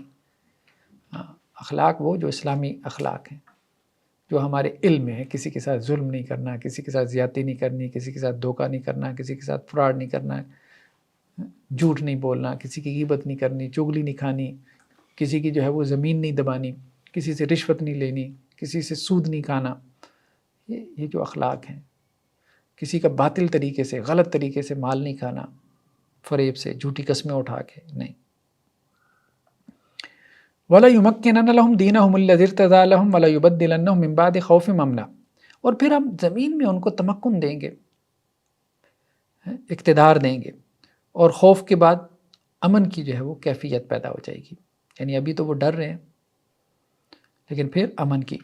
ہمارے ہاں دیکھیں، یہاں پاکستان میں لوگ مایوس ہو چکے ہیں، صحیح بات ہے، اس سسٹم سے مایوس ہو چکے ہیں، جو اچھا ذہن ہے باہر جا رہا ہے، برین ڈرین ہو رہا ہے، پاکستان میں اپنی صلاحیتیں لگانے کو تیار ہی نہیں ہے۔ کیا کریں، اس ملک میں نہ آپ کی لائف سیکیور ہے، نہ آپ، جیسے ایک صاحب جو باہر رہتے ہیں وہ تبصرہ کر رہے تھے کہ یہاں پاکستان میں آ کے ایسے لگتا ہے جیسے سب فرسٹریٹڈ ہیں، سب ظلم ہی اتنا ہے، کیوں نہ فرسٹریشن ہو، ہر بندہ، ہر محکمہ آپ کو کھانے کو تیار بیٹھا ہوا ہے، آپ کے ساتھ ظلم و ستم اس نے روا رکھا ہوا ہے، حکومتیں تو کر ہی رہی ہیں، نیچے جو ان کے کارندے ہیں وہ جو آپ کے سر کے اوپر مسلط ہیں، وہ جو آپ کے ساتھ ہو رہا ہے، ایسی عجیب و غریب قسم کی آپ کہہ لیں کہ جی صورتحال بنی ہوئی ہے، تو بندہ کیوں نہ فرسٹریٹڈ ہو، اور فرسٹریشن ادھر ادھر نکلتی رہتی ہے۔ اصل مسئلے کو کوئی نہیں حل کرتا کہ یہ فرسٹریشن کہاں سے پیدا ہو رہی ہے، بھئی اس کے پیچھے وہ ظلم ہے، وہ ظالمانہ نظام ہے، وہ بندہ ہر جگہ اس کو جو ہے وہ رگڑا لگائی جا رہے ہیں، کہیں پہ جو ہے وہ غلط قانون سازی کر کے جو ہے وہ اس کے اوپر مزید ظلم کیا جا رہا ہے، اور کہیں پہ وہ قانون تو بنا ہوا ہے لیکن وہ قانون پریکٹس ہی نہیں ہو رہا، کوئی اس کو پوچھ ہی نہیں رہا، کوئی اس کو لفٹ ہی نہیں کروا رہا، قانون کو کوئی پوچھنے والا ہی نہیں ہے، لا اینڈ آرڈر جو ہے وہ اس کی سچویشن پوری طرح سے متاثر ہے۔ یہ صورتحال ہے، کہیں قانون ٹھیک نہیں ہے، کہیں قانون ہے تو اس کی دھجیاں اڑائی جا رہی ہیں، تو ایسے میں ہر بندہ پریشان، فرسٹریٹڈ ہے، وہ کیا کرے، کچھ کر ہی نہیں سکتا، اکیلا کیا کرے، اتنے بڑے سسٹم میں کیا کر سکتا ہے، جہاں اتنے بڑے مگرمچھ بیٹھے ہو، کیا کر سکتا ہے، وہ کڑتا ہے، پھر وہ فرسٹریشن عام جو عوام الناس ہوتی ہے اس کی فرسٹریشن وہ پھر نکلتی ہے، تو یہ خوف کی کیفیت امن میں بدل جائے گی۔ تو ہم کہہ رہے تھے کہ یہاں سے لوگ باہر کیوں جاتے ہیں فارن کنٹریز میں، یار وہاں کم از کم سکون ہے، اطمینان ہے، ٹھیک، آپ کو یہ پتہ ہے کہ جو وہ ہم سے لیں گے وہ بس وہی جائز حق ہوگا، وہی لیں گے، ضرورت سے زائد نہیں لیں گے، دھوکہ دہی نہیں کریں گے، فراڈ نہیں کریں گے، ملاوٹ نہیں ہوگی چیزوں میں۔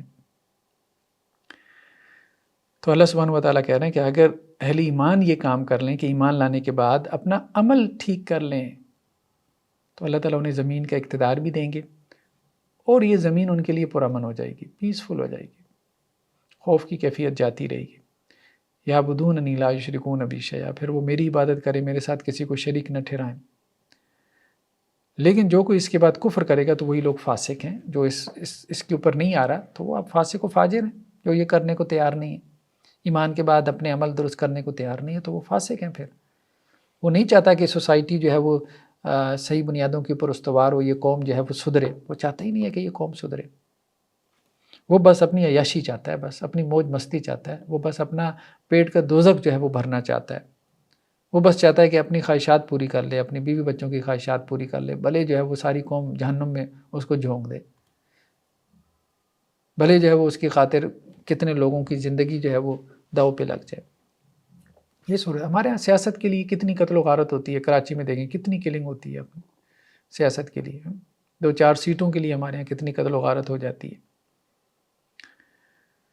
نیکسٹ آیات میں پھر پردے کے حوالے سے کچھ احکامات کا تذکرہ ہے، خاص طور پہ گھروں میں جو آپ کے قریبی لوگ ہوتے ہیں، آنے جانے والے. جیسے گھروں میں آپ کے ملازم ہیں، 10 سال 15-20 سال سے ملازم ہیں، ظاہری بات ہے وہ گھروں میں آتے جاتے ہیں، کام کاج کرتے ہیں.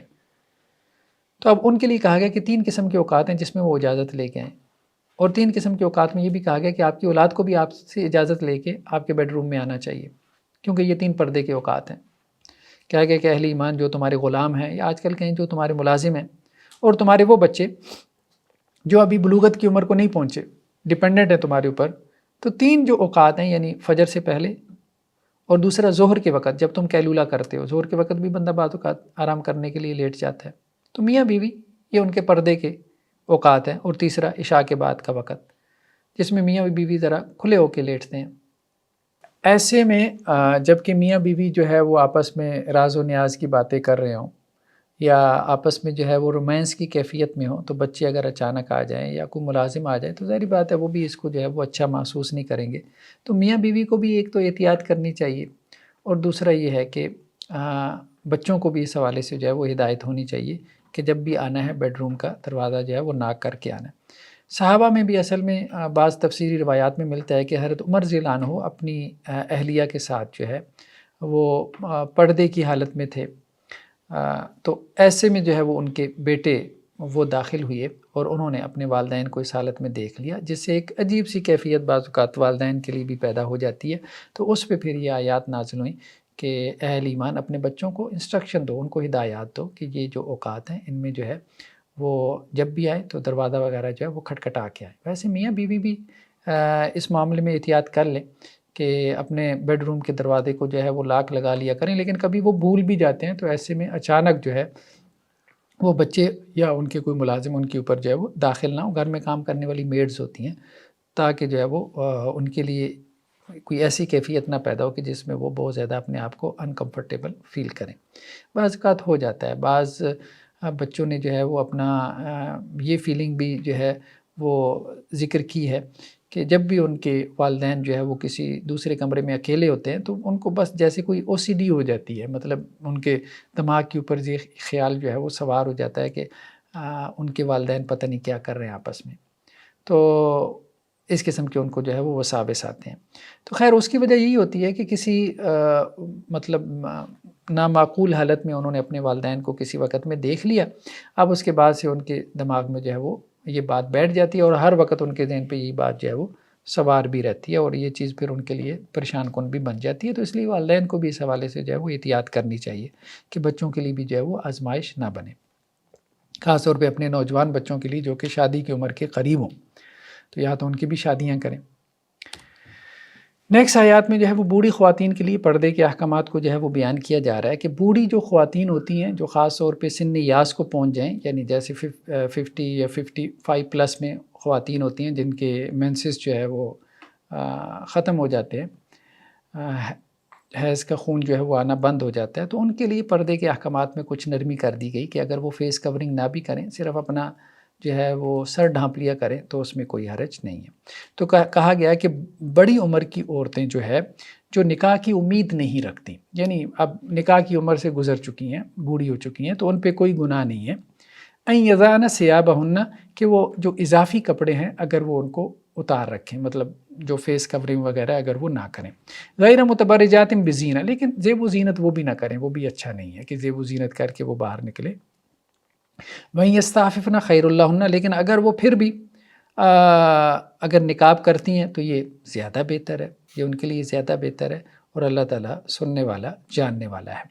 یعنی جو ان کو رخصت دی گئی ہے اگر وہ رخصت اویل نہیں کرتی اور اضافی کپڑے بھی جو ہے وہ اپنے اوڑے رکھتی ہیں تو یہ ان کے لیے زیادہ بہتر ہے۔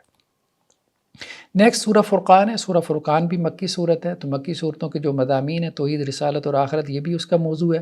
تو سورہ فرقان کے اندر شروع میں ہمیں رسالت کا جو عقیدہ ہے اس کا تذکرہ ہمیں ملتا ہے کہ مشرکین جو تھے وہ اللہ کے رسول صلی اللہ علیہ وسلم کے اوپر جو اعتراضات کرتے تھے ان میں ایک بڑا اعتراض یہ بھی تھا کہ آپ عام انسانوں کی طرح ہیں، جیسے عام انسان بازاروں میں چلتے پھرتے ہیں، کھانا کھاتے ہیں، اسی طرح آپ بھی بازاروں میں چلتے پھرتے ہیں، آپ بازاروں میں جا کے تبلیغ کرتے تھے اور آپ کھانا کھاتے ہیں۔ یعنی ان کے ذہن میں یہ تھا کہ رسول کو نہ کوئی مافوق الفطرت سپر نیچرل قسم کی چیز ہونی چاہیے، کوئی فرشتہ ہو تو پھر ہم اس کے اوپر جو ہے وہ ایمان لے کے آئیں۔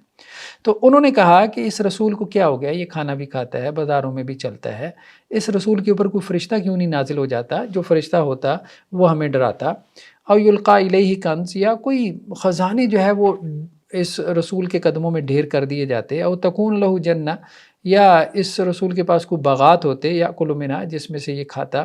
وقال الظالمون ان تتبعون الا رجلا مسحورا، تو وہ ظالم کیا کہتے تھے کہ تم ایک ایسے آدمی کی پیروی کر رہے ہو جس کے اوپر معاذ اللہ جادو کر دیا گیا۔ اس طرح سے اعتراضات کرتے تھے کہ رسول کا سوشل سٹیٹس نہیں ہے، اس کے پاس باغات نہیں ہیں، اس کے پاس چودراہٹ نہیں ہے، اس کے پاس سونے چاندی کے خزانے نہیں ہیں، اس کے ساتھ فرشتوں کی جیسے ان کے ہاں تھا کہ جی کو بڑا وڈیرا اور چودھری ہوتا ہے، آگے پیچھے اس کے جو ہے وہ باڈی گارڈز ہیں، ٹھیک ہے، اس کے پاس زمینیں ہیں، جائیدادیں ہیں، اور اس کے ذریعے سے اس نے لوگوں کو جو ہے وہ اپنا فالوور بنا رکھا ہے۔